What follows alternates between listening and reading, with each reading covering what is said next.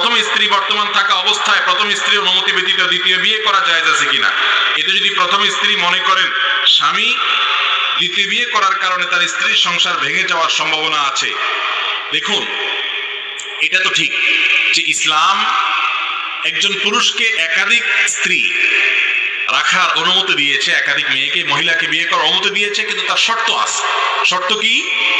শর্ত হলো আল্লাহ রাব্বুল আলামিন বলেছেন যে ফাইন খিফতুম আল্লা তা'দিলু ফাওয়াহিদা, একাধিক স্ত্রী তার থাকলে তাদের মধ্যে সমতা রাখতে পারবে, এই শক্তি এই মনোবল যদি থাকে যে আমি কারোর প্রতি বেইনসাফি করব না, জুলুম করব না, ইনসাফ এবং সমতা বজায় রাখতে পারবো, এই কনফিডেন্ট থাকলে, আত্মবিশ্বাস থাকলে তার জন্য একাধিক বিয়ে জায়েজ আছে।